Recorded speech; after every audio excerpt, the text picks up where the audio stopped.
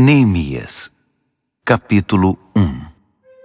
Esta é a história de Neemias, filho de Hacalias. Era o mês de Quisleu do 20º ano, ocasião em que eu morava no complexo real de Suzã. Hanani, um de meus irmãos, tinha acabado de chegar de Judá com alguns judeus. Perguntei a eles sobre as condições dos judeus que sobreviveram ao exílio e sobre a situação de Jerusalém.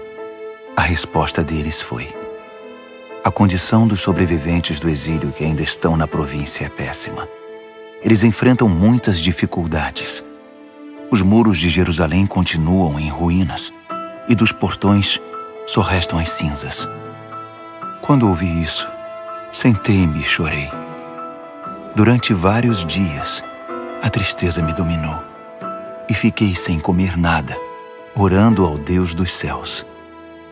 Eu disse: ó eterno Deus dos céus, Deus grande e tremendo, que és leal à tua aliança e fiel a todos os que te amam e obedecem aos teus mandamentos, olha para mim, ouve a minha oração. Presta atenção às súplicas que teu servo tem dirigido a ti dia e noite, intercedendo por teu povo Israel, confessando os pecados deles. Eu mesmo e meus antepassados estamos entre os que pecaram contra ti. Fizemos muito pouco caso de ti. Não obedecemos ao que nos ordenaste, ignoramos os teus mandamentos e desrespeitamos as determinações que deste ao teu servo Moisés. Lembra-te que alertaste teu servo Moisés, dizendo: se vocês me abandonarem, eu os espalharei aos 4 cantos da terra. Mas se voltarem para mim e fizerem o que eu disser, reunirei todos os que estiverem dispersos, onde quer que estejam, e os trarei de volta ao lugar em que estabeleci meu nome. Eles são teus servos, o povo que libertaste de maneira poderosa e impressionante. Ó Senhor, ouve a oração do teu servo e de todos os que honram o teu nome. Permite que o rei concorde com o pedido que farei hoje. Na época, eu era encarregado de servir a bebida do rei. Neemias, capítulo 2. No mês de Nisan, no 20º ano do rei Artaxerxes, na hora de servir o vinho, fui levar a bebida ao rei como de costume. Eu nunca tinha ficado constrangido na presença do rei. Por isso ele me perguntou: você parece abatido? Não está doente ou deprimido, está? A pergunta me deixou ainda mais perturbado. Respondi: viva o rei! Como eu não estaria abatido se a cidade na qual todos os meus familiares estão sepultados está em ruínas e só restam cinzas dos seus portões? O rei perguntou: o que você deseja? Orando ao Deus dos céus, fiz o meu pedido.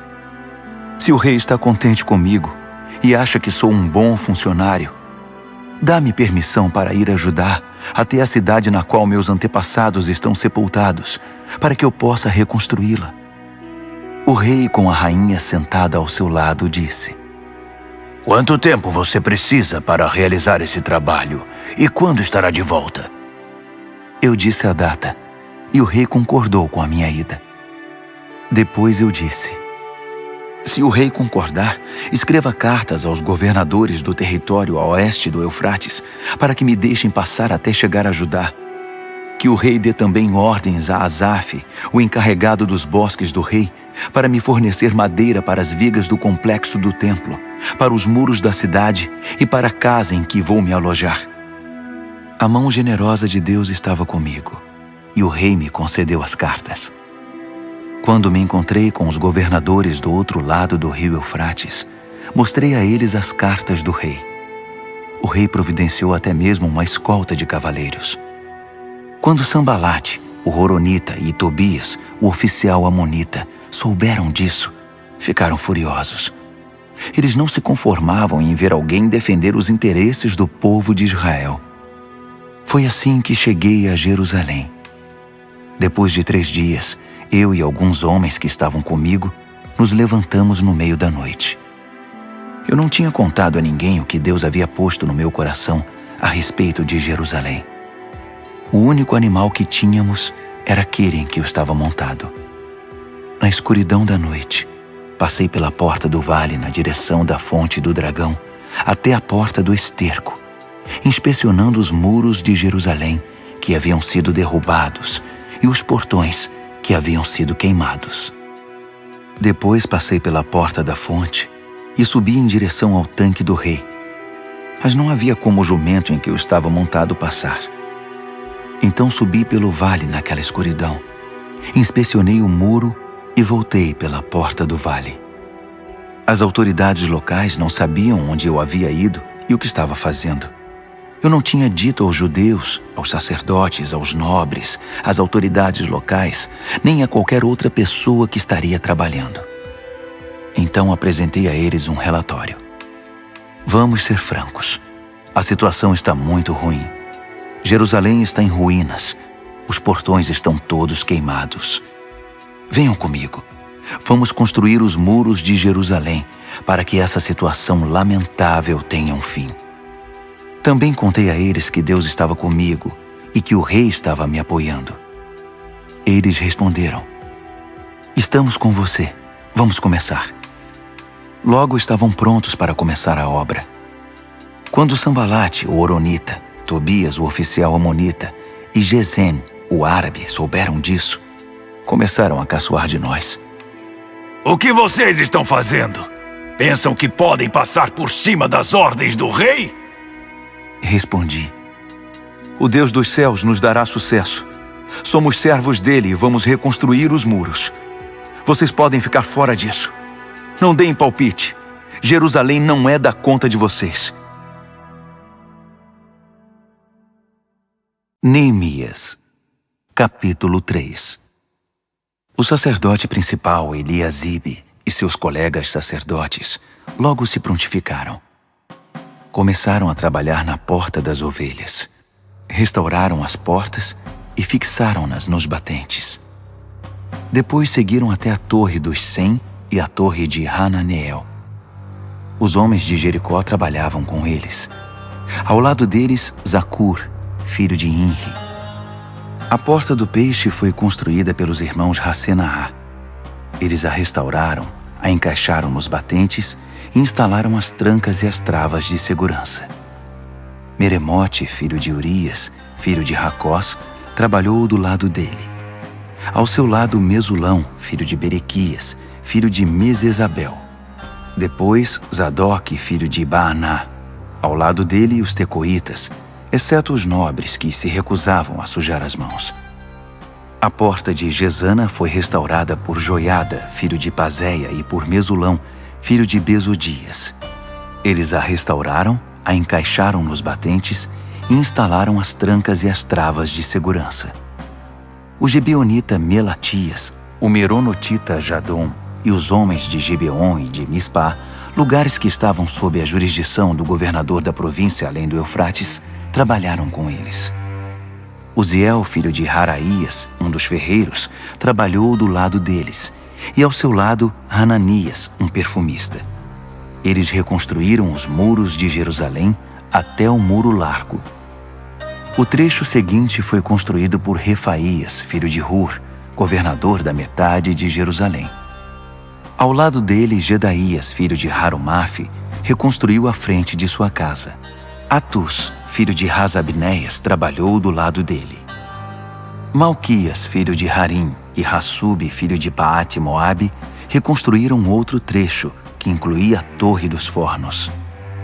Ao lado deles, Salum, filho de Haloés, governador da outra metade de Jerusalém, trabalhou com suas filhas.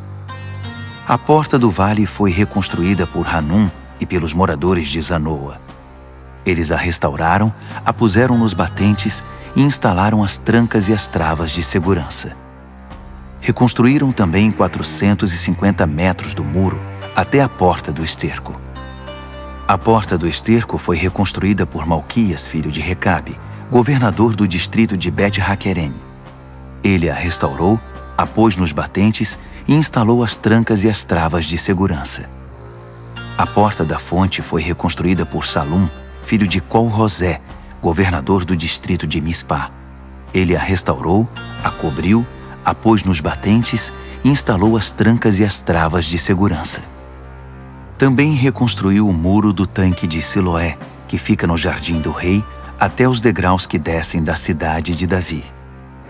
Depois dele, Neemias, filho de Asbuque, governador da metade do distrito de Bet-Zur, trabalhou desde o trecho diante do túmulo de Davi até o tanque artificial e a casa dos soldados.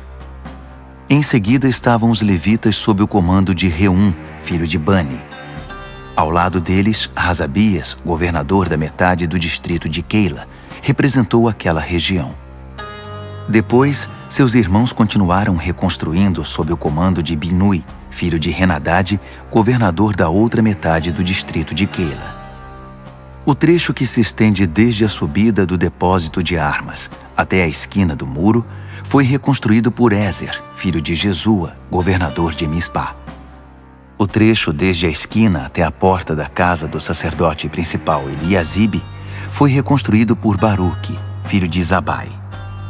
Meremote, filho de Urias, filho de Racós, trabalhou desde a porta até o final da casa de Eliasibe. Os sacerdotes da vizinhança continuaram dali.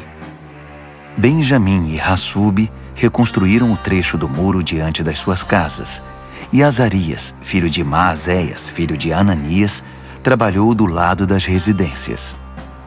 O trecho desde a casa de Azarias até a esquina foi reconstruído por Binui, filho de Henadad. Palau, filho de Uzai, trabalhou do outro lado da esquina e da torre que fica no palácio superior do rei, perto do pátio da guarda. Ao lado dele, Pedaías, filho de Parós, e os servidores do templo que viviam na colina de Ofel reconstruíram desde a porta das águas para o leste até a torre alta. Os homens de Tecoa reconstruíram o trecho desde a grande torre até o muro de Ofel. Os sacerdotes trabalharam no lado de cima da porta dos cavalos. Cada sacerdote reconstruiu o trecho em frente da sua casa. Depois, Zadok, filho de Imer, reconstruiu em frente da sua casa, e em seguida, Semaías, filho de Secanias, o guarda da porta oriental. Depois, Hananias, filho de Selemias, e Hanum, o sexto filho de Zalaf. Em seguida, Mesulão, filho de Berequias, reconstruiu o muro diante do seu galpão. O ferreiro Malquias reconstruiu o muro até o alojamento dos servidores do templo e dos comerciantes, desde a altura da porta da inspeção até a guarita da esquina. Os ferreiros e os comerciantes reconstruíram o trecho que fica entre a guarita da esquina e a porta das ovelhas. Neemias, capítulo 4. Quando Sambalate soube que estávamos reconstruindo o muro, ficou furioso e começou a difamar os judeus. Na companhia de seus comparsas e do exército de Samaria, esbravejou. O que esses pobres judeus estão fazendo? Os coitados acreditam que vão conseguir da noite para o dia restaurar tudo e deixar como antes. Será que vão levantar pedras do nada? Tobias, o amonita, que concordava com ele, acrescentou. Isso mesmo. O que eles pensam que estão construindo? É só uma raposa subir no muro que ele desmorona. Neemias orou. Ouve-nos, ó Deus. Estamos sendo ridicularizados. Faz cair sobre eles essa zombaria. Que os inimigos deles os levem cativos como despojo para uma terra distante. Não perdoes a iniquidade deles. Não os absolvas do seu pecado. Eles estão insultando os que se dedicam à reconstrução. Continuamos a restaurar os muros, e em pouco tempo ele foi fechado até a metade da altura pretendida, porque o povo estava motivado para trabalhar. Quando Sambalate, Tobias, os árabes, os amonitas e os asdoditas souberam que a reconstrução dos muros de Jerusalém estava indo bem e que as brechas do muro estavam sendo tapadas, quase subiram pelas paredes de tanta raiva. Eles se uniram e resolveram atacar Jerusalém, com a intenção de provocar o caos. Mas nós reagimos orando ao nosso Deus e pondo guardas dia e noite para vigiá-los. Não passou muito tempo, começaram a dizer em Judá: os trabalhadores já estão cansados, ainda há muito entulho acumulado. É muito trabalho para nós, não conseguiremos terminar. Ao mesmo tempo, nossos inimigos diziam: eles não saberão quem os atacou. Quando menos esperarem, estaremos no pescoço deles e vamos matar qualquer um que encontrarmos pela frente. Com isso, a obra será interrompida. Os judeus que eram vizinhos deles alertavam: eles estão rodeando. Daqui a pouco vão atacar. Ouvimos o aviso 10 vezes. Por isso posicionei guardas nos lugares mais vulneráveis do muro e organizei o povo por famílias, equipando-os com espadas, lanças e arcos. Depois de inspecionar tudo, chamei os nobres, os oficiais e os demais e disse: não fiquem com medo deles. Atentem para o Senhor, o Deus grande e temível, e lutem por amor de seus irmãos, seus filhos, suas filhas, suas mulheres e suas casas. Nossos inimigos descobriram que sabíamos de todos os seus planos e que Deus havia frustrado sua estratégia. Então voltamos ao trabalho no muro. A partir desse momento, metade dos jovens trabalhava, enquanto a outra metade fazia segurança com lanças, escudos, arcos e armaduras. Os oficiais militares garantiam em Judá a proteção de todos os que se dedicavam à reconstrução do muro. Os construtores trabalhavam com uma ferramenta numa mão e seguravam uma lança com a outra. Cada um dos construtores trabalhava com uma espada na cintura. Ao meu lado ficava um moço que, se fosse preciso, tocaria a trombeta para fazer soar o alerta. Um dia falei aos nobres, aos oficiais e aos demais: há muito trabalho ainda, e estamos muito espalhados ao longo do muro, distantes uns dos outros. Quando ouvirem o som da trombeta, juntem-se a nós. O nosso Deus lutará por nós. Assim continuamos trabalhando, desde o nascer do sol até o anoitecer, a metade de nós armada. Também instruí o povo: cada pessoa e seu ajudante devem permanecer dentro da cidade. Durante a noite, servirão de guarda, e de dia trabalharão na construção. Dormíamos todos vestidos, eu, meus irmãos, meus trabalhadores e os guardas que nos protegiam. Ninguém largava sua lança, nem para beber água. Neemias, capítulo 5. O povo iniciou um grande protesto, do qual até as mulheres participaram, contra seus companheiros judeus. Alguns diziam: temos famílias grandes. Se não tivermos comida, vamos morrer. Outros diziam: tivemos que hipotecar nossos campos, nossas vinhas e nossas casas apenas para comprar trigo, para não morrer de fome. Outros ainda diziam: precisamos pedir dinheiro emprestado até para pagar o imposto real sobre nossos campos e vinhas. Vejam, somos do mesmo sangue que nossos irmãos. Nossos filhos são tão bons quanto os deles, mas estamos a ponto de vendê-los como escravos. Algumas das nossas filhas já foram vendidas e não podemos fazer nada, porque nossos campos e vinhas já pertencem a outros. Quando soube do protesto e das reclamações, fiquei muito aborrecido. Depois de analisar a questão, censurei os nobres e os oficiais. Vocês estão se aproveitando de seus irmãos. Em seguida, convoquei uma reunião de emergência para tratar do assunto e disse à Assembleia: fizemos tudo o que podíamos para resgatar nossos compatriotas judeus que foram vendidos como escravos a estrangeiros. Agora vocês estão vendendo esses mesmos compatriotas de volta à escravidão. Isso significa que teremos de comprá-los outra vez? Eles não disseram nada, mas também o que poderiam dizer? O que vocês estão fazendo está errado. Onde está o temor de Deus? Vocês não se importam com o que as nações ao redor, os nossos inimigos, vão pensar de vocês? Eu, meus irmãos e as pessoas que estão trabalhando comigo também emprestamos dinheiro para eles. Mas é preciso parar com a cobrança de juros. Devolvam a eles os campos, as vinhas, os olivais e as casas. Perdoem todas as dívidas e não cobrem o trigo, o vinho nem o azeite. Eles responderam: Está bem, vamos devolver. Não faremos mais exigências. Faremos tudo o que você nos disser. Logo depois reuni os sacerdotes e obriguei os nobres e os oficiais a cumprir a palavra dada. Eu mesmo tirei tudo que tinha no bolso, sacudi na frente deles e disse: Que Deus esvazie o bolso e a casa daquele que não cumprir a promessa. Que seja sacudido e esvaziado. Todos concordaram e disseram: Vamos fazer assim. E louvaram a Deus. O povo cumpriu mesmo a sua palavra.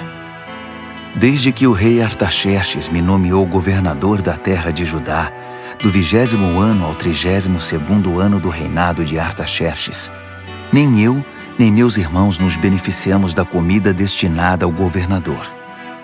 Os governadores antes de mim oprimiam o povo, exigindo comida e vinho, além de 480 gramas de prata. Até seus auxiliares se aproveitavam do povo. Mas por temor a Deus eu não fiz isso. Eu tinha um trabalho a fazer, construir o muro, e me dediquei a ele. Todos os meus homens estavam envolvidos no trabalho.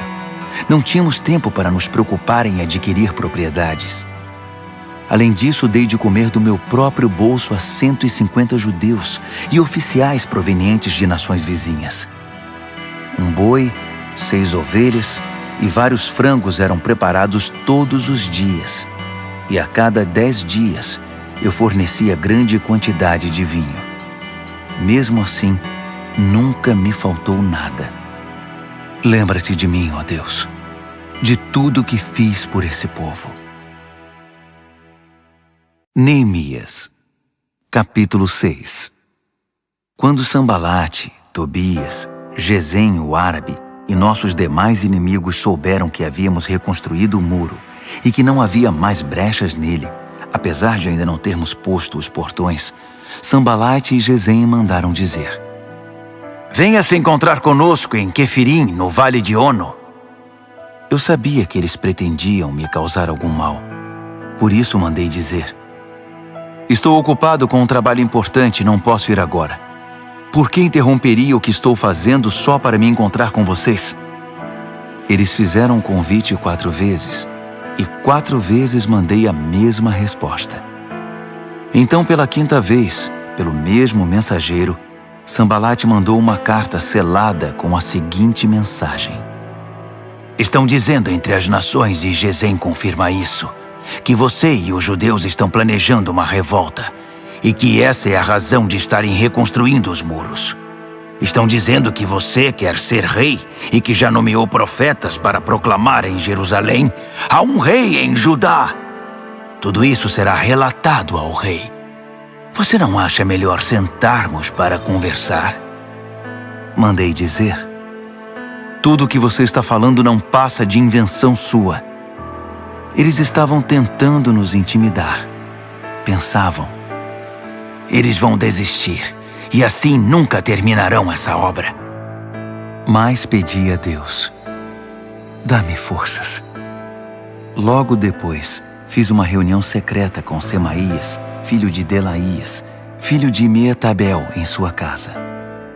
Ele disse: Vamos nos reunir no templo de Deus, dentro do templo.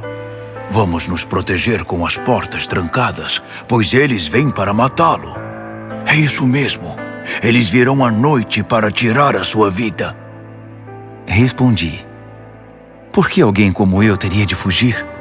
E por que teria de me esconder justamente no templo? Não vou fazer isso. Senti que aquele plano não agradava a Deus. A suposta profecia, na verdade, era uma estratégia de Tobias e Sambalate. Eles haviam contratado Semaías. Eles pagaram para que ele me assustasse e me enganasse, e assim acabasse profanando o templo e manchando a minha reputação. Com isso teriam do que me acusar. Orei: Ó Deus, não permitas que Tobias e Sambalate se livrem de todo o dano que causaram. Faça o mesmo à profetisa Noadia e aos demais profetas que tentam minar minha confiança. A reconstrução dos muros foi concluída no dia 25 do mês de Elu. Foram 52 dias de trabalho. Quando nossos inimigos souberam disso e as nações ao redor viram a obra que fizemos, nossos adversários perderam a esperança. No fundo, reconheceram que a obra era de Deus. Durante todo esse tempo, os nobres de Judá se correspondiam com Tobias. Muitos dos nobres tinham ligações com ele, porque ele era genro de Secanias, filho de Ara, e seu filho Joanã havia se casado com a filha de Mesulão, filho de Berequias. Eles me contavam todas as coisas boas que ele havia feito, e depois contavam para ele tudo o que eu dizia. Então, Tobias mandava cartas para me intimidar.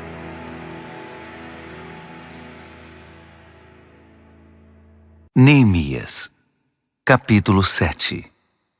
Depois que os muros foram reconstruídos, os portões assentados e os guardas, os cantores e os levitas designados, nomeei meu irmão Hanani e com ele Ananias, comandante da fortaleza, para administrar Jerusalém. Ananias era honesto e temia a Deus mais que qualquer outra pessoa.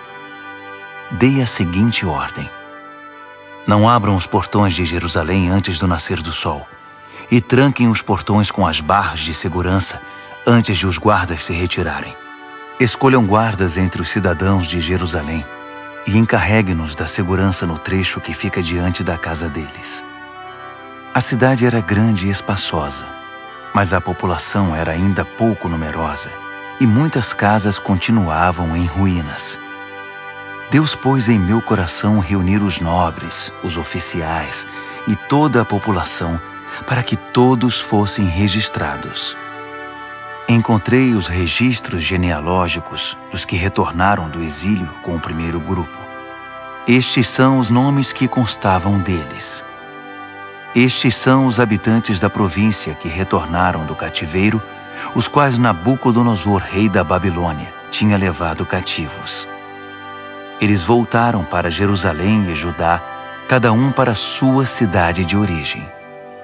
Voltaram com Zorobabel, Jesua, Neemias, Azarias, Raamias, Naamane, Mardoqueu, Bilzã, Misperete, Bigvai, Neum e Baaná.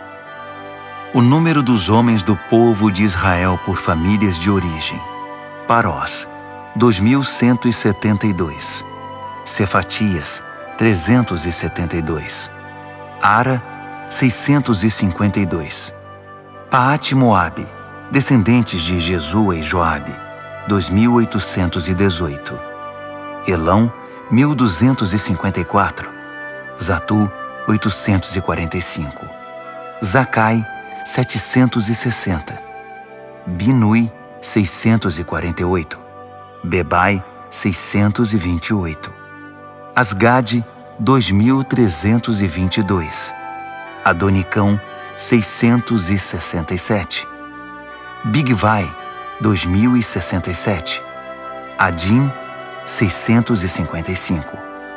Ater, descendentes de Ezequias, 98. Rassum, 328. Bezai, 324. Harife, 112. Gibeon, 95. Os israelitas identificados por lugar de origem: Belém e Netofate, 188. Anatote, 128. Bet-Asmavete, 42. Criate-Jearim, Sefira e Beerote, 743. Ramá e Geba, 621. Micmas, 122. Betel e Ai, 123.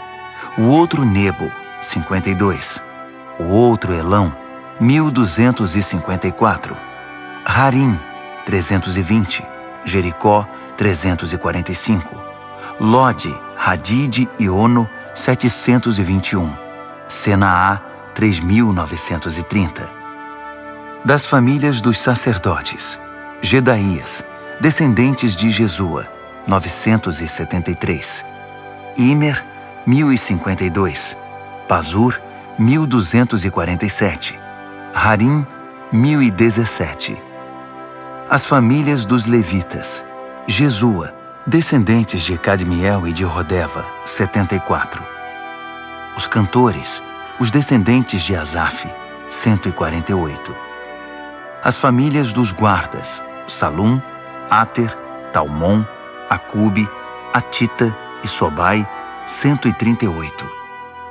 As famílias dos servidores do templo: Zia, Razufa, Tabaote, Queros, Sia, Padom, Lebana, Hagaba, Salmai, Hanã, Gidel, Gaar, Reaías, Rezim, Necoda, Gazão, Uzá, Pazéia, Bezai, Meunim, Nefuzim, Baquebuque, Racufa, Harur, Baslite, Meida, Harsa, Barcos, Císera, Tamá, Neesias e Ratifa. As famílias dos servidores de Salomão: Sotai, Soferete, Perida, Jaala, Darcom, Gidel, Cefatias, Ratil, Poquerete, Razebaim e Amon. Os servidores do templo e os servos de Salomão, 392. Estes são os que vieram de Tel-Melá, Tel-Harza, Querube, Amon e Imer. Eles não conseguiram provar que eram israelitas. Os descendentes de Delaías, Tobias e Necoda, 642.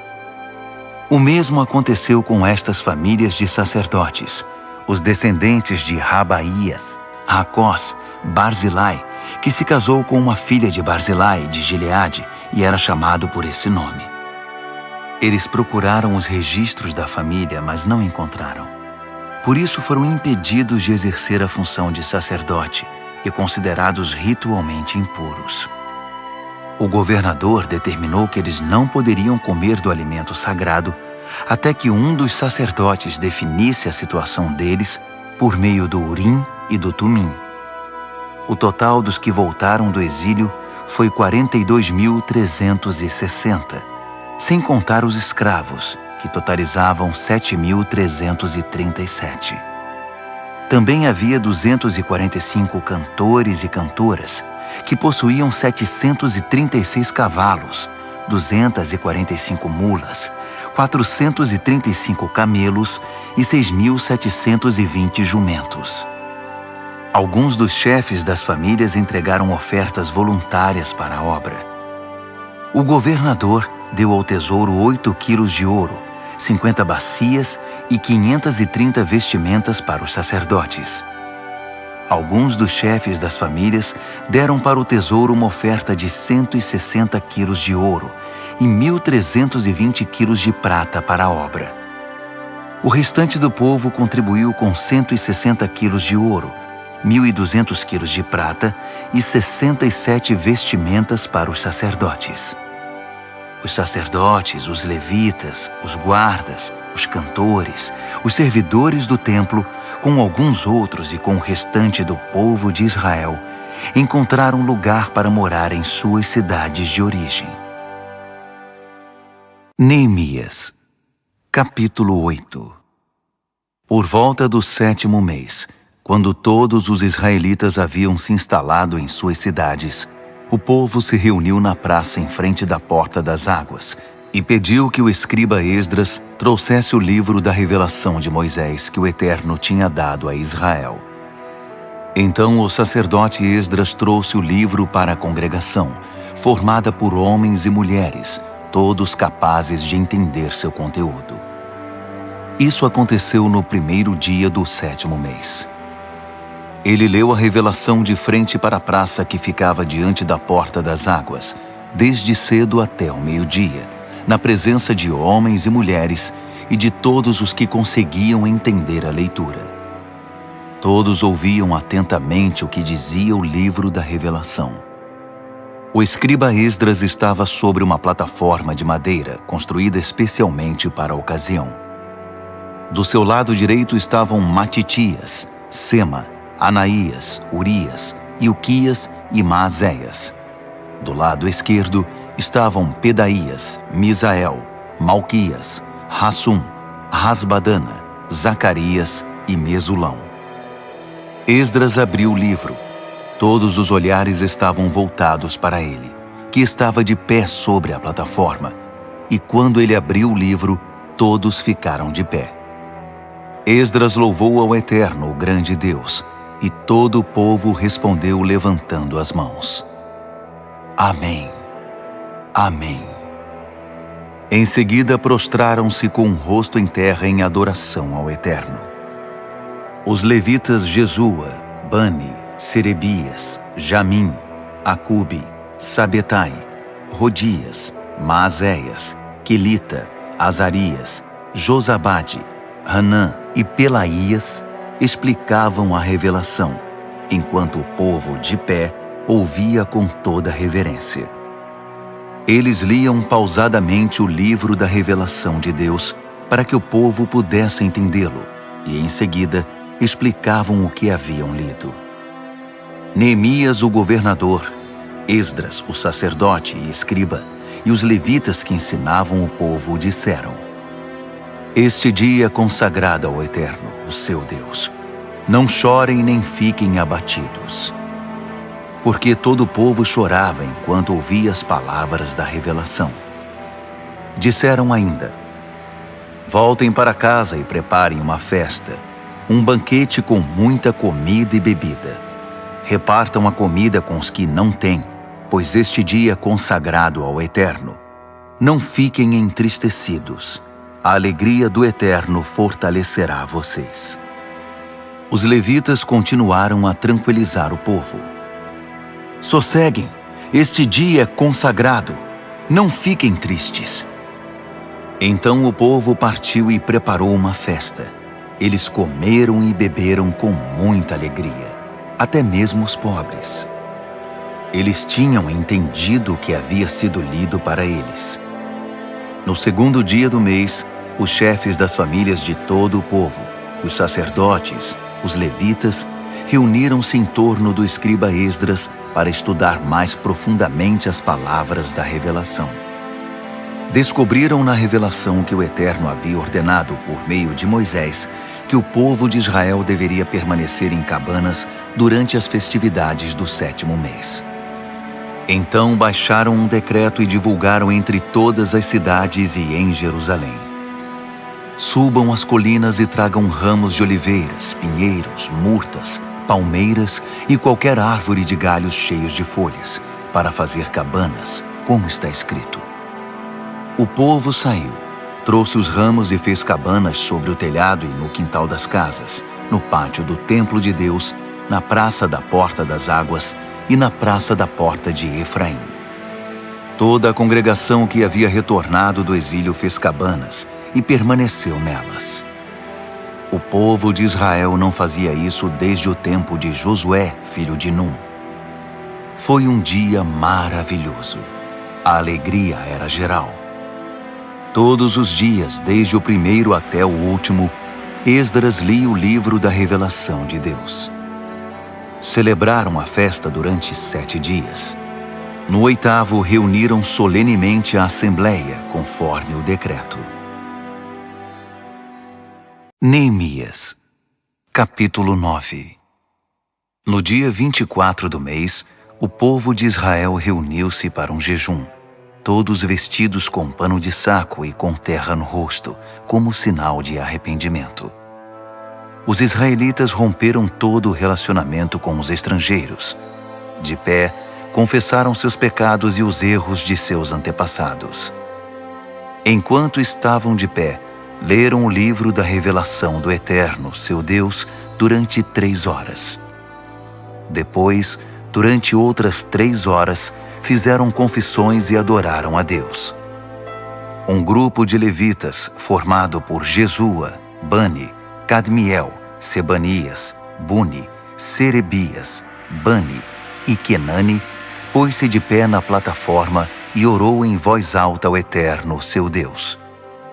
Os levitas Jesua, Cadmiel, Bani, Rasabneias, Serebias, Odias, Sebanias e Petaías convidaram o povo. Levantem-se, louvem ao Eterno, seu Deus, para sempre. Bendito seja o teu glorioso nome, superando toda a bênção e todo louvor.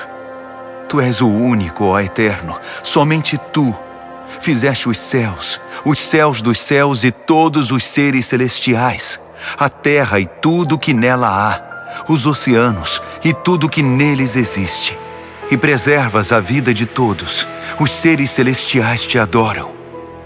Tu és, ó Eterno, Deus que escolheu a Abrão, que o tirou de Ur dos Caldeus e trocou seu nome para Abraão. Achaste nele sinceridade e lealdade e fizeste uma aliança com ele.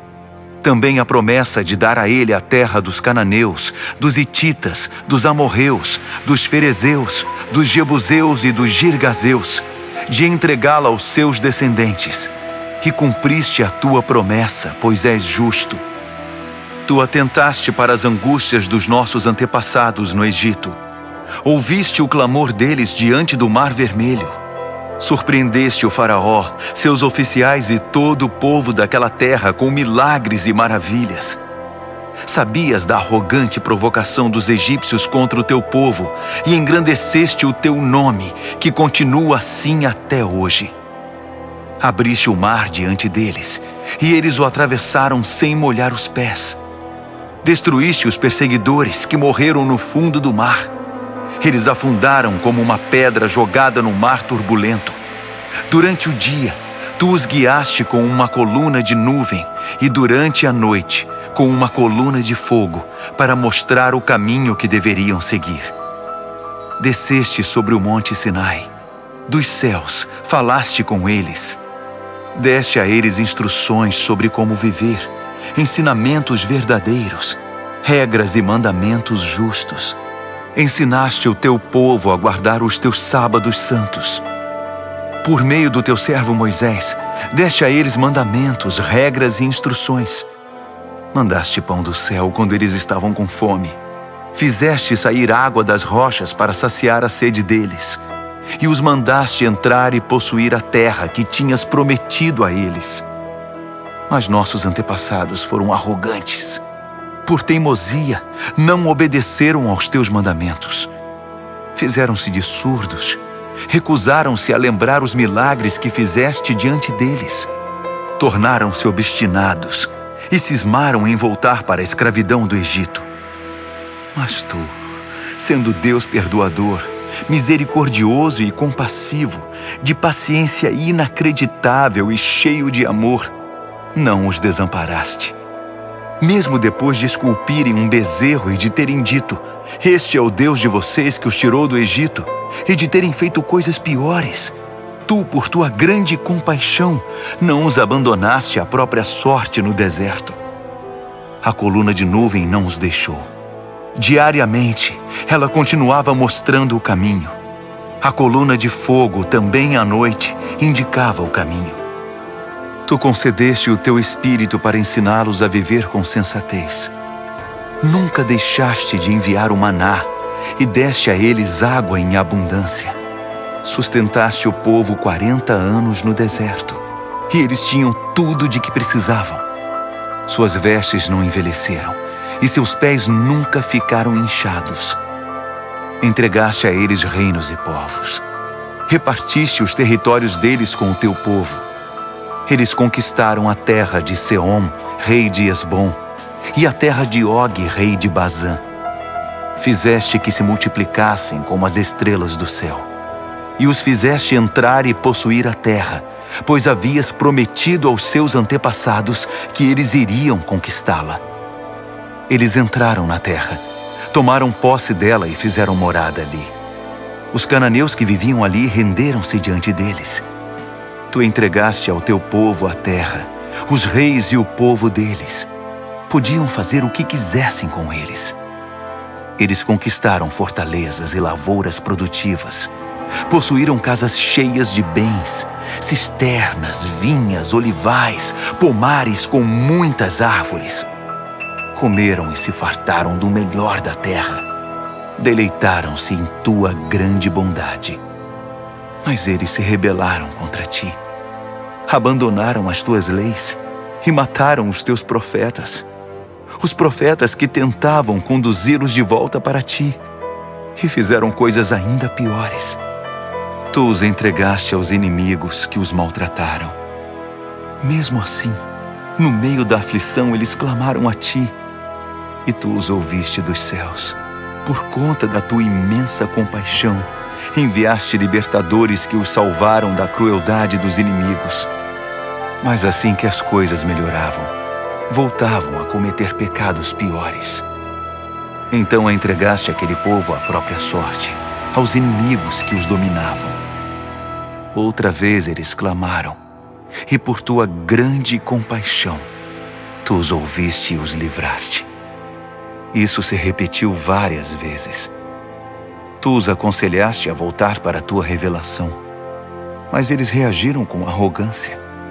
Desprezaram teus mandamentos, rejeitaram tuas ordenanças, as palavras que dão vida ao ser humano. Simplesmente viraram as costas, foram intransigentes e não quiseram ouvir. Por muitos anos foste compreensivo com eles e os advertiste por teu espírito, por meio dos teus profetas. Quando se recusavam a ouvir, tu os entregavas aos estrangeiros. Mesmo assim, por causa da tua grande compaixão, não os aniquilaste, não os abandonaste para sempre, pois tu és um Deus de misericórdia e de compaixão. Agora, nosso Deus, nosso grande Deus majestoso e temível, fiel à aliança e compassivo, não desprezes tudo que nós, os nossos reis, nossos príncipes, nossos sacerdotes e profetas sofreram, os nossos antepassados e todo o teu povo, desde o tempo dos reis da Assíria até hoje. Tu não és o culpado por tudo que nos sobreveio. Foste correto em tudo. Nós é que erramos. Nossos reis, príncipes, sacerdotes e antepassados não deram valor à tua revelação. Eles ignoraram teus mandamentos, desprezaram tuas advertências. Mesmo quando o reino deles ainda era independente e desfrutavam a tua generosa bondade, vivendo naquela terra fértil e espaçosa que estendeste diante deles, eles não te serviram, mas viraram as costas para ti e voltaram a praticar o mal. Por isso estamos aqui outra vez como escravos. Mas esta é a terra que deste aos nossos antepassados, para que pudessem desfrutar vida boa. Mas olha agora para nós. Não passamos de escravos em nossa terra. A colheita é farta, mas tem de ser entregue aos reis que nos dominam com tua permissão, por causa dos nossos pecados. Eles agem como se fossem donos da nossa vida e fazem o que bem entendem com o nosso gado. Estamos muito aflitos. Por essa razão, estamos firmando um acordo, selando um documento assinado por nossos príncipes, nossos levitas e nossos sacerdotes. Neemias, capítulo 10. O documento selado continha a assinatura das seguintes pessoas: o governador Neemias, filho de Hacalias; os sacerdotes Seraías, Azarias, Jeremias, Pazur, Amarias, Malquias, Ratus, Sebanias, Maluque, Harim, Meremote, Obadias, Daniel, Ginetom, Baruque, Mesulão, Abias, Miamin, Maasias, Bilgai e Semaías. Esses eram os sacerdotes. Os levitas: Jesua, filho de Azanias; Binui, dos descendentes de Henadade; Cadmiel e seus familiares; Sebanias, Rodias, Quelita, Pelaías, Hanã, Mica, Reobe, Razabias, Zacur, Serebias, Sebanias, Rodias, Bani e Benino. Os líderes do povo: Parós, Paate-Moabe, Elão, Zatu, Bani, Buni, Asgade, Bebai, Adonias, Bigvai, Adim, Ater, Ezequias, Azur, Rodias, Rassum, Bezai, Harife, Anatote, Nebai, Magpias, Mesulão, Rezir, Mesesabel, Zadok, Jadua, Pelatias, Hanã, Anaías, Oséias, Hananias, Hassubi, Haloes, Pílea, Sobeque, Reum, Razabna, Maazéias, Aías, Hanã, Anã, Maluque, Harim e Baaná.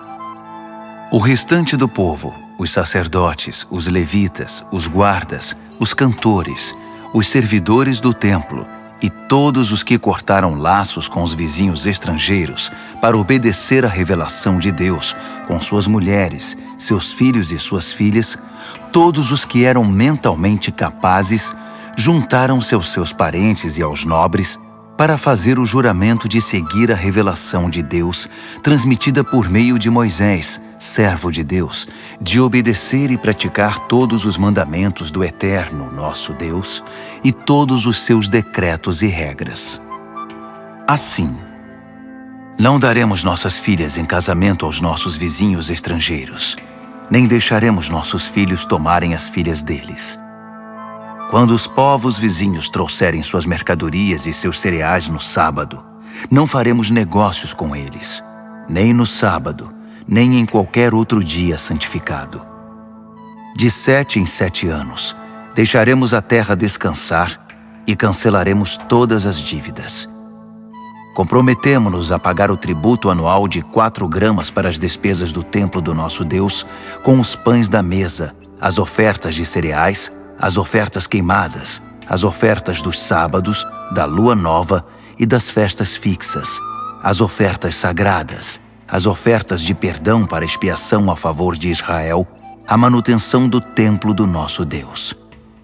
Nós, os sacerdotes, os levitas e todo o povo, escolhemos por sorteio as famílias que trarão a lenha para o fogo do altar do nosso Deus, de acordo com o programa anual estabelecido na revelação. Comprometemo-nos a entregar anualmente ao templo do Eterno os primeiros frutos da nossa lavoura e dos nossos pomares, o primeiro filho e o primeiro animal, e a primeira cria do nosso gado e das nossas ovelhas, aos sacerdotes que servem no templo do nosso Deus, como prescreve a revelação. Traremos o melhor dos nossos cereais, das nossas contribuições do fruto de toda a árvore, do vinho e do azeite para os sacerdotes, para os depósitos do templo do nosso Deus. Traremos os dízimos das nossas lavouras para os levitas, uma vez que os levitas foram designados para arrecadar os dízimos nas cidades em que trabalhamos. Um sacerdote descendente de Arão supervisionará os levitas na arrecadação dos dízimos para garantir que 1/10 do que for arrecadado seja entregue ao tesouro do templo do nosso Deus. Faremos que o povo de Israel e os levitas entreguem os cereais, o vinho e o azeite para os depósitos em que também são guardados os utensílios do santuário e nos quais os sacerdotes, os guardas e os músicos que ministram se reúnem. Não negligenciaremos o templo do nosso Deus. Neemias, capítulo 11. Os líderes do povo já estavam morando em Jerusalém. Por isso, o restante do povo escolheu, por sorteio, 1 de cada 10 pessoas para morar em Jerusalém, a cidade santa, enquanto os outros 9 permaneciam em suas cidades. O povo também aprovou todos os que se ofereceram voluntariamente para morar em Jerusalém. Estes foram os líderes das províncias que se mudaram para Jerusalém. Alguns israelitas, sacerdotes, levitas, servidores do templo e descendentes dos oficiais de Salomão moravam em suas propriedades, que estavam espalhadas entre as várias cidades de Judá. Outros de Judá e Benjamim moravam em Jerusalém. Entre os descendentes de Judá, Ataías, filho de Uzias, filho de Zacarias, filho de Amarias, filho de Cefatias, filho de Maalaleel, descendente de Pérez. Maazéias, filho de Baruque, filho de Col-Rosé, filho de Razaías, filho de Adaías, filho de Joiaribe, filho de Zacarias, descendente de Selá. Os descendentes de Pérez, que moravam em Jerusalém, totalizavam 468 homens valentes. Entre os descendentes de Benjamim, Salu, filho de Mesulão, filho de Joede, filho de Pedaías, filho de Colaías, filho de Maazéias, filho de Itiel, filho de Jesaías, e seus irmãos Gabai e Salai. Ao todo, 928 homens. Joel, filho de Zicre, era chefe deles, e Judá, filho de Rassenua, era o segundo no comando sobre a cidade. Dos sacerdotes, Gedaías, filho de Joiaribe, e Jaquim. Seraías, filho de Ilquias, filho de Mesulão, filho de Zadoque, filho de Meraiote, filho de Aitube, que era o administrador do templo de Deus, e seus companheiros que faziam o trabalho do templo. Ao todo eram 822 homens. Além desses, Adaías, filho de Jeroão, filho de Pelaías, filho de Anze, filho de Zacarias, filho de Pazur, filho de Malquias, e seus companheiros, que eram chefes de famílias, totalizavam 242 homens. Amassai, filho de Azarreel, filho de Azai, filho de Mesilemote, filho de Imer, e seus companheiros, todos homens valentes, eram 128 homens. O chefe deles era Zabdiel, filho de Gedolim. Dos levitas, Semaías, filho de Hassube, filho de Asricão, filho de Razabias, filho de Buni, Sabetai e Josabade, 2 líderes dos levitas encarregados do trabalho externo do templo de Deus. Matanias, filho de Mica, filho de Zabde, filho de Asaf, o dirigente que conduzia as ações de graças e as orações. Baquebuquias, o segundo entre seus companheiros. Abda, filho de Samua, filho de Galau, filho de Gedutum. Os levitas da cidade santa totalizavam 284 homens. Dos guardas, Acube, Talmon e seus companheiros que vigiavam os portões, um total de 172 homens. O restante dos israelitas, sacerdotes e levitas, estavam espalhados por todas as cidades de Judá, cada um na propriedade de sua família. Os servidores do templo moravam na colina de Ofel. Zia e Gispa eram os líderes deles. O chefe dos levitas em Jerusalém era Uzi, filho de Bani, filho de Razabias, filho de Matanias, filho de Mica. Uzi era dos descendentes de Asaf, os cantores que dirigiam a adoração no templo de Deus. Os cantores estavam sob as ordens do rei, que determinava as atividades diárias deles. Petaías, filho de Mesesabel, descendente de Zerá, filho de Judá, representava os interesses do povo na corte real. Alguns do povo de Judá foram morar nos vilarejos próximos de suas terras, em Kiriat-Arba, Hebrom e seus arredores, em Dibom e seus arredores, em Jecab-Zeel e seus arredores, em Jesua, em Moladá, em Bet-Pelete, em Hazar-Sual, em Berseba e seus arredores, em Ziclag, em Meconá e seus arredores, em En-Rimon, em Zorá, em Jarmute, em Zanoa, em Adulão e seus arredores, em Laques e suas pastagens, em Azeca e seus arredores. Ocupavam toda a região desde Berseba até o vale do Rinom. Os benjamitas de Geba foram viver em Micmas, Aia, Betel e seus arredores, Ananote, Nobe e Ananias, Razor, Ramá e Gitaim, Hadide, Zeboim e Nebalate, Lode e Ono e o Vale dos Artesões. Alguns grupos de levitas de Judá foram designados para morar em Benjamim. Neemias, capítulo 12. Estes são os sacerdotes e os levitas que vieram com Zorobabel, filho de Sealtiel, e Jesua: Seraías, Jeremias, Esdras, Amarias, Maluque, Ratus, Secanias, Reum, Meremote, Ido, Ginetom, Abias, Miamim, Maadias, Bilga, Semaías, Joiaribe, Gedaías, Salu, Amoque, Ilquias e Gedaías. Esses eram os líderes dos sacerdotes no tempo de Jesua.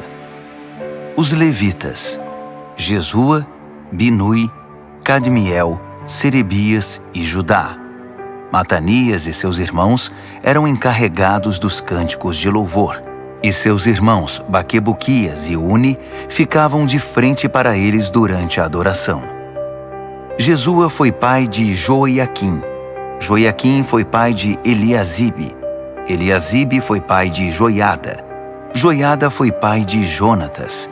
E Jonatas foi pai de Jadua.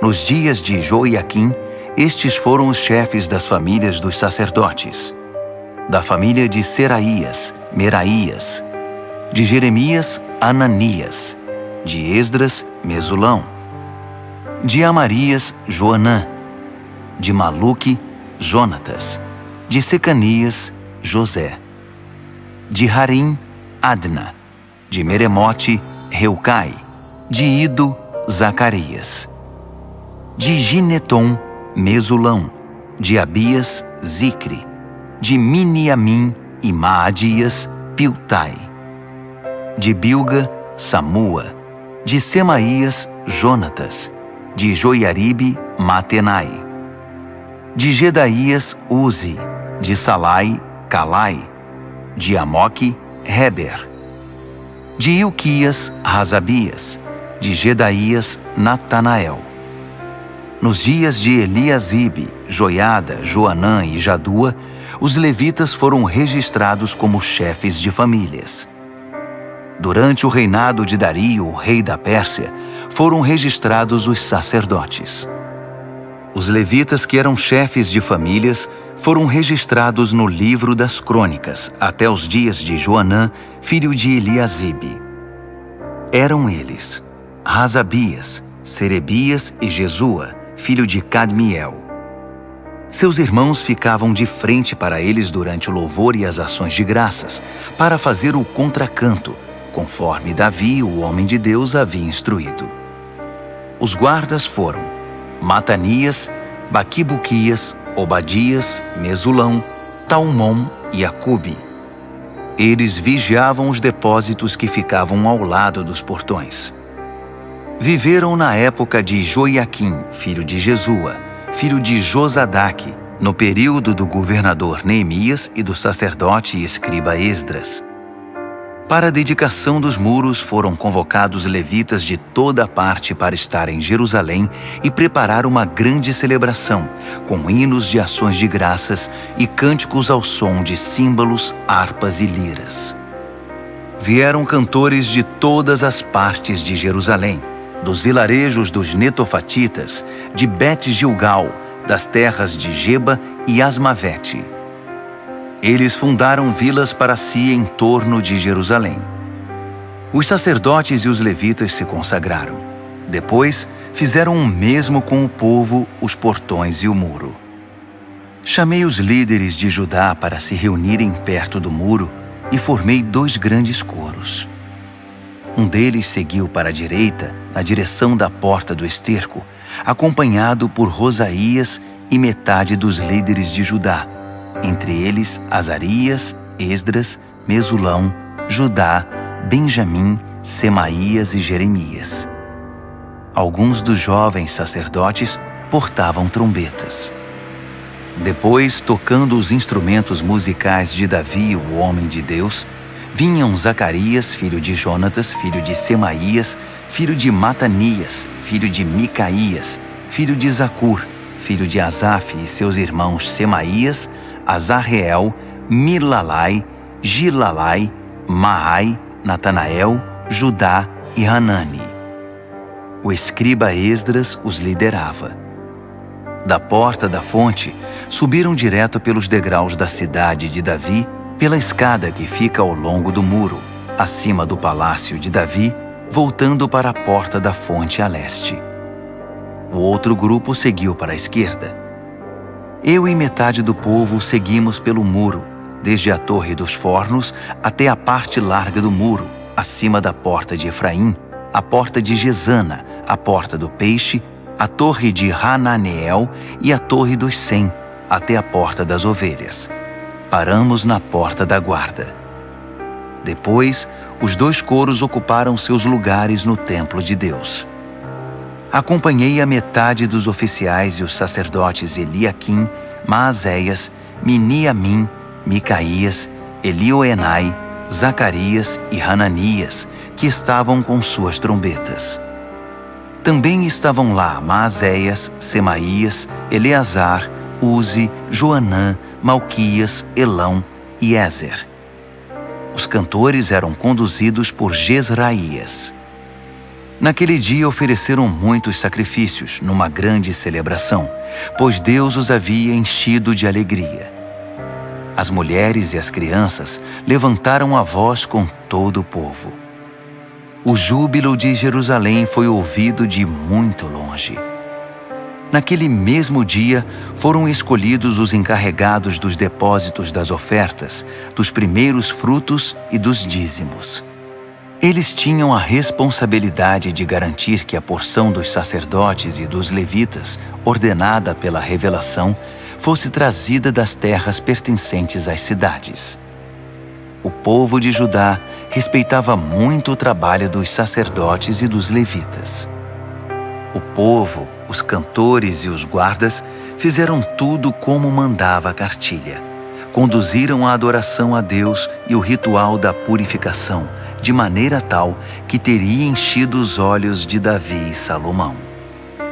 Era assim que se fazia antigamente, nos dias de Davi e de Asaf, quando havia dirigentes de coros para conduzir o povo nos cânticos de louvor e ações de graças a Deus. Na época de Zorobabel e Neemias, todo Israel contribuía com quantias diárias para os cantores e os guardas. Também separavam o que era destinado aos levitas e os levitas faziam o mesmo para os descendentes de Arão. Neemias, capítulo 13. Naquele mesmo dia, foi lido o livro de Moisés diante do povo.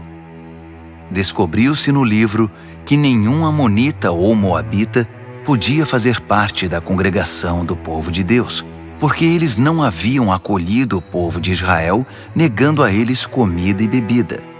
Em vez de ajudar os israelitas, contrataram Balaão para amaldiçoá-los. Mas Deus transformou a maldição em bênção.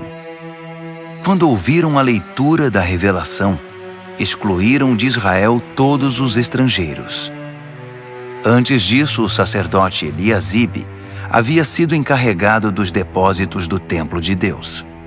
Ele era parente de Tobias e tinha disponibilizado para ele uma sala grande, que era usada para estocar as ofertas de cereais, incenso, os utensílios para o sacrifício, os dízimos dos cereais, do vinho e do azeite para os levitas, os cantores e os guardas, e as ofertas para os sacerdotes. Eu não estava em Jerusalém quando isso aconteceu. No 32º ano de Artaxerxes, rei da Babilônia, eu havia voltado para o palácio do rei. Mais tarde, pedi permissão ao rei para viajar outra vez. Cheguei a Jerusalém e foi quando soube que Eliasibe havia cedido espaço para Tobias nos pátios do templo de Deus. Fiquei realmente furioso. Joguei fora tudo o que estava dentro da sala, todos os pertences de Tobias. Depois, mandei que a sala fosse purificada. Só então pus de volta os utensílios do templo de Deus, as ofertas de cereal e o incenso. Também fiquei sabendo que os levitas não estavam recebendo a quantia regular de alimento. Por isso os levitas e os cantores que conduziam o culto de adoração haviam abandonado suas responsabilidades e voltado para suas terras. Chamei a atenção dos oficiais dizendo: "Por que vocês abandonaram o templo de Deus?" Chamei todos de volta e os reintegrei às antigas funções, de modo que todo o povo de Judá voltou a trazer os dízimos dos cereais, do vinho e do azeite para os depósitos. Designei o sacerdote Selemias, o escriba Zadoque e os levitas Pedaías como encarregados dos depósitos. Nomeei Hanã, filho de Zacur, filho de Matanias, auxiliar direto deles. Esses homens tinham a reputação de serem honestos e trabalhadores. Eles ficaram encarregados de distribuir a porção de mantimento para seus companheiros. Por isso, lembra-te de mim, ó Deus. Nunca te esqueças de como me dediquei ao trabalho do templo de Deus e do serviço. Enquanto fazia a viagem de volta a Jerusalém, também percebi que o povo prensava uvas, transportava cereais e carregava seus jumentos no sábado. Traziam vinho, uvas, figos e todo tipo de mercadoria para serem comercializados no sábado. Então, eu os adverti contra a venda de alimentos naquele dia. Alguns naturais de Tiro que estavam morando em Jerusalém traziam peixes e outras mercadorias para vender aos moradores de Judá, em Jerusalém, e isso no sábado. Cobrei uma atitude dos líderes de Judá dizendo: "O que está acontecendo? Isso está errado. Vocês estão profanando o sábado. Não foi justamente o que seus antepassados fizeram? Não foi por causa disso que Deus trouxe esta miséria sobre nós e sobre esta cidade? Com a profanação do sábado, vocês estão acrescentando desobediência e fazendo aumentar a ira de Deus contra Jerusalém." Quando os portões de Jerusalém já estavam cobertos pela sombra da tarde, às vésperas do sábado, mandei fechar os portões e proibi que fossem abertos até o fim do sábado. Pus alguns homens de confiança de guarda nos portões, para que não deixassem entrar nada que fosse destinado ao comércio no sábado. Os comerciantes e negociantes de várias mercadorias montaram as barracas fora dos portões 1 ou 2 vezes. Mas chamei a atenção deles, dizendo: "Vocês não devem ficar aqui perto do muro. Se eu encontrar vocês aqui outra vez, vou retirá-los à força." Bastou essa advertência, e eles não voltaram mais no sábado. Depois, instruí os levitas a se purificarem e assumirem o posto nos portões, para que a santidade do sábado fosse respeitada. Lembra-te de mim, ó Deus. Tem compaixão de mim, por teu grande amor e por tua fidelidade. Na mesma época, constatei ainda que muitos judeus haviam se casado com mulheres de Asdod, de Amon e de Moabe. Metade das crianças nem falava o idioma de Judá, só sabiam falar a língua de Asdod ou outra língua. Então chamei a atenção desses homens e os amaldiçoei. Cheguei a bater em alguns deles e a arrancar seus cabelos. Fiz que jurassem em nome de Deus que acatariam a minha ordem. Não deem suas filhas em casamento aos filhos desses povos. Nem deixem as filhas deles se casarem com seus filhos. Nem tomem mulheres para vocês do meio desses povos. Não foi justamente esse o pecado de Salomão, rei de Israel, quando tomou mulheres como essas? Apesar de não ter havido outro rei como ele, e de Deus o ter amado e feito dele rei sobre todo Israel, as mulheres estrangeiras provocaram sua ruína. Vocês chamam isto de obediência? Envolver-se em tamanho mal, sendo infiéis a Deus, casando-se com mulheres estrangeiras? Um dos filhos de Joiada, filho do sacerdote principal Eliasibe, era genro de Sambalate, o horonita. Eu o expulsei da minha presença. Lembra-te deles, ó Deus. de como profanaram o sacerdócio e a aliança dos sacerdotes e dos levitas. Eu os purifiquei de tudo que era estranho. Organizei as ordens de serviço para os sacerdotes e os levitas, de modo que cada um sabia qual era a sua responsabilidade. Providenciei que fosse fornecida a lenha a ser usada no altar para os dias fixos e para a apresentação dos primeiros frutos. Lembra-te de mim, ó Deus, para sempre.